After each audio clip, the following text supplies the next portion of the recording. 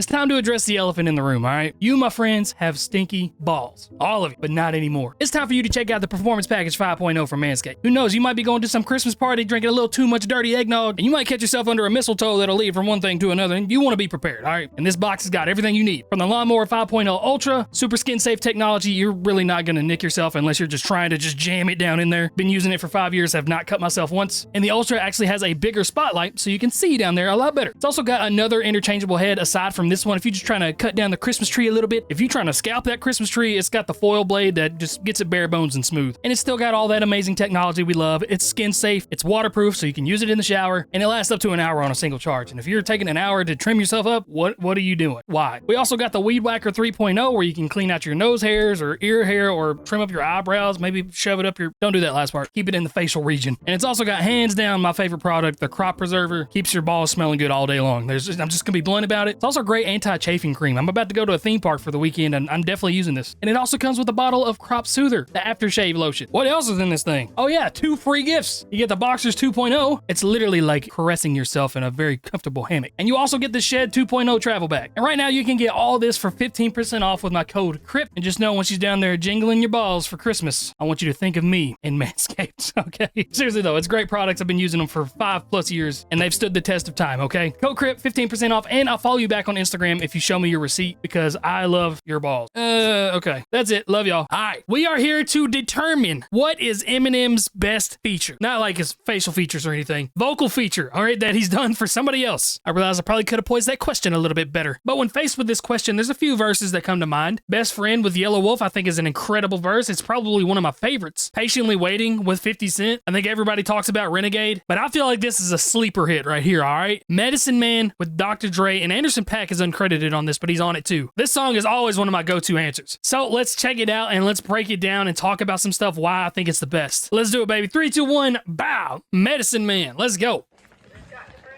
Doc, you gotta give us some good news.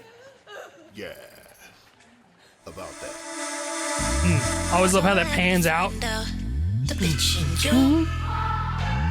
So let me find out the snitch in you. Candace Pillay. I never knew who sang this. It's not your forte. Fuck the world now. I'm done with foreplay. We've got double entendres in the chorus. Doctor's orders. Go fuck yourself. Take 2 a days in the morning, overdose and kill yourself. Doctor's orders. Listen. I love that these lyrics are wrong. Okay, let's take 2 of these in the morning, overdose, and kill yourself. But whoever made this lyric video, I'll let it pass, okay? I wanted to have the lyrics on screen so I could kind of talk about them a little bit more. But like I said, even the chorus has got a couple metaphors, double entendres waiting for us. F the world now, I'm done with foreplay, because you usually have intercourse after the foreplay. I don't like breaking down bars like this, but it's also F the world in the classic revenge sense. And then the doctor's orders are, go F yourself, take 2 of these pills in the morning, overdose, and kill yourself. Dr. Dre's orders, but the actual doctor or metaphor of a prescription doctor had the little skit to start it out. You hear somebody crying in the background. They say, Doc, you gotta give me some good news. He's like, yeah, about that. Then proceeds to tell you to kill yourself. It's a great little skit for this album. Doctor's orders. Listen, this is my evaluation. This shit oversaturated. Y'all can get evacuated. Kids sipping activists and they ain't even activated. Married to the internet, stuck in place salivating. Ain't nobody graduating.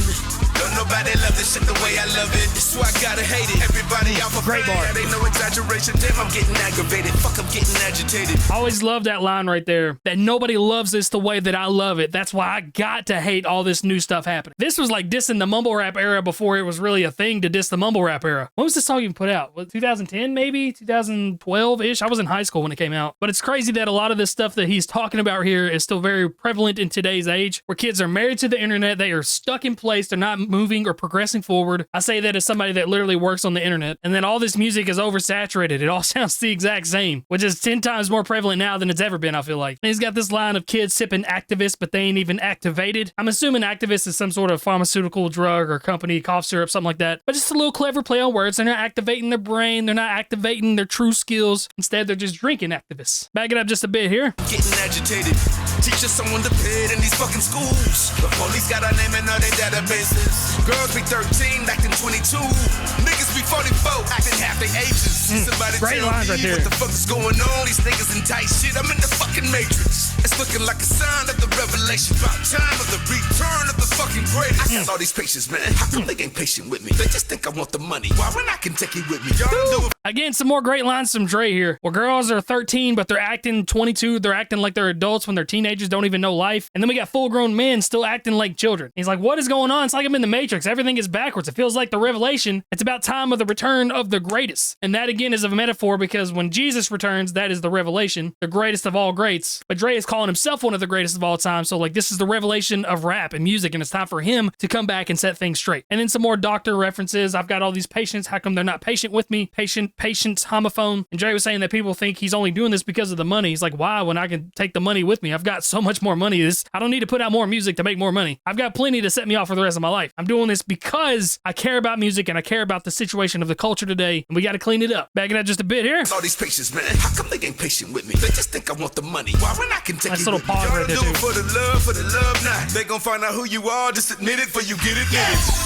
Admitted bar. What you living about? Fuck you gon' tell me? Do you remember where you started out from? You looking lost now. You are the best. Fake it till you make it. Take your little paper, but once you look in the mirror, your credibility's gone down. I'd rather be hated on for who I am than to be loved for who I'm not. That's word to die. Fame, fortune. So this was the first time that I ever heard Anderson .Paak in my life. And it still sticks with me today, especially that line. It's a quote that's been around for a long time. I'd rather be hated on for who I am than to be loved for who I'm not. But it's very prevalent, especially in a song like this, topic-wise. But his verse kind of builds on and touches off of the end of Dre's verse right there, where people are saying that he only wants to do it for the money. He doesn't do it for the love of the game anymore. And Anderson's saying, do you remember where you started? You looking lost now. You started because you loved it. But now when you take that paper and look in the mirror, you really like who you are. Your credibility is all lost now because of all this money that has messed with how you do music, messed with how you rap. And he's not talking about Dre. He's talking about the culture of rap. So we haven't even gotten to Eminem's verse yet, but this song is already really, really dope. Keep her moving here. That's word to die. Fame, fortune. It's not your forte. Fuck the world now. I'm done with foreplay. Doctor's orders. Go fuck yourself. Take 2 days in the morning overdose and kill yourself. Here it is. In the beginning, a few of the people who had a problem I was this good scoffed. I just shook off, probably reminded you of the first time you saw Tiger Woods golf. Never thought about how much my race and nationality meant, but based on how I ascended, see how plain it was now they want me to jet, but no one really gave a fuck about my descent till I took off. Bro, that's probably one of the craziest intros I've ever heard on a feature ever. First of all, the beat changing to those low pianos, and it still got the same melodies as the beginning of this beat, but just the whole vibe switches in, like makes you lock in as a listener when Eminem comes on. But even that flow in the beginning, a few of these people who had a problem I was this good golf probably reminded you of the first time you saw Tiger Woods golf. And he's just hitting these beautiful rhyme schemes, the inner rhyme schemes, the end rhyme schemes, the typical stuff that we hear from Eminem. But he was saying he probably reminded you of the way that Tiger Woods came into the golf scene. That when he first started golfing, people didn't really pay too much attention that he was a black man in a white man's sport, pretty much. And in Eminem's case, it is role reversal. He is a white man in a predominantly black-dominated genre. But nobody really cared about that until he started to get a lot of attraction. But we also had a really dope playing scheme throughout all of this as well. Because he said based on how he ascended, he could see how plain it was now that they wanted him to jet, and nobody really cared about his descent until he took off. So we have the ascension of rising the plane. He could see how plain it was, as in P-L-A-I-N, plane chips, but also airplane, got the homophone there, that they want him to jet, which is just another term of get out of the scene. But nobody really cared about his descent, where he was coming down to land into the rap scene, until he took off from the airport, took off in the scene. A lot of really dope stuff there. And all of this is parallel to Tiger Woods, who I think is the greatest golfer of all time. Black man, predominantly white thing. Now we got Eminem, who a lot of people say that is the best rapper of all time, including me. White man in a predominantly black thing. So just this whole opening verse is insane. And we're like 6 bars in, all right? Back it up just a bit here. Now they want me to jet, but no one really gave a fuck about my descent till I took off.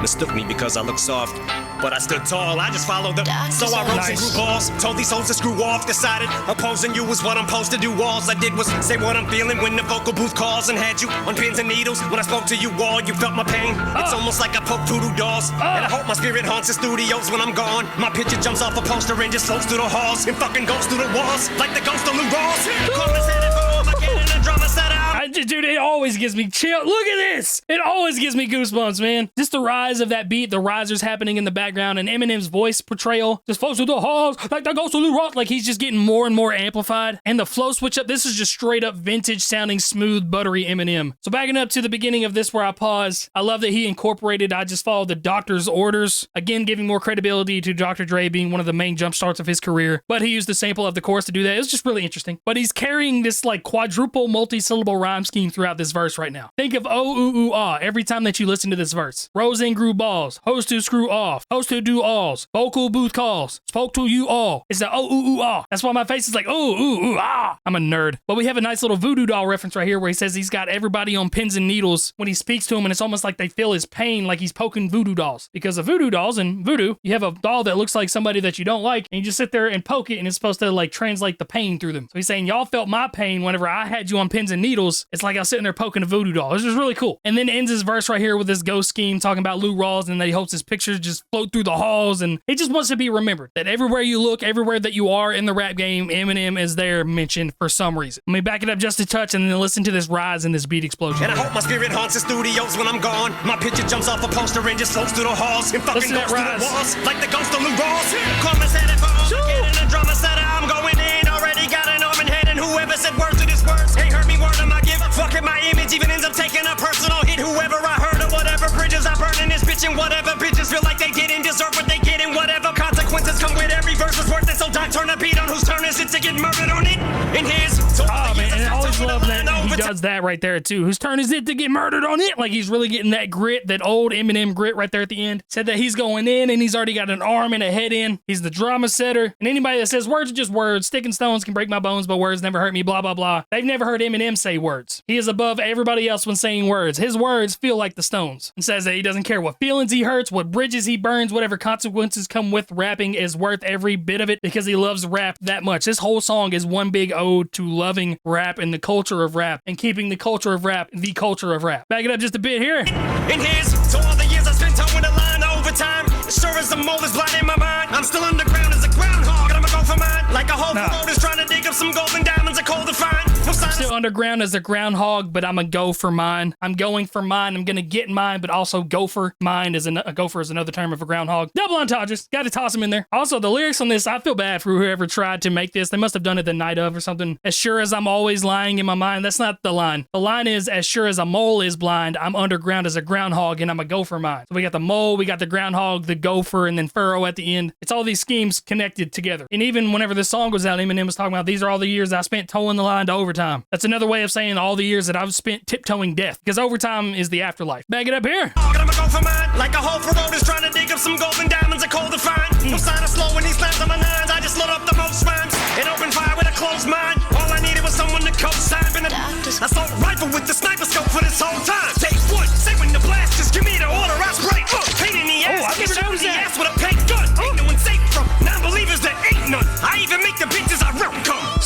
Okay, that's a diabolical line right there. I don't need to explain that one. But if you listen closely right there, so he's sampling the chorus again when he says doctor's orders, but he split the lines up. So right here, he's saying, I've been the doctor's assault rifle with the scope. And you hear Cassidy in the background singing doctors. And then a couple lines later, we got him saying orders, and you can hear her singing orders in the background as well. That's a cool little nugget. And at this point, I wish I had not gotten this lyric video because there's so many lyrics wrong. Because he says, I'm starting to slow on these lines full of nines, but the lyrics are, there's no sign of slowing. So it's quite literally the opposite of this meaning. But we got the scheme about music and rap being a gun, that these lines are his nines, and he just loads up the most rhymes and opens fires with a closed mind. Doesn't care. It's undiscriminatory. He's been the doctor's assault rifle with the sniper scope this whole time. Even just talking, saying that, you can hear the rhyme schemes. The rhyme schemes are crazy. But here, we're almost done, guys. I'm waiting on someone to say something. Dre, make the bass pump and let the tape run. For old time's sake, I spit it straight through. This is take one. The moment you're waiting for has come, but the fame and fortune. Man.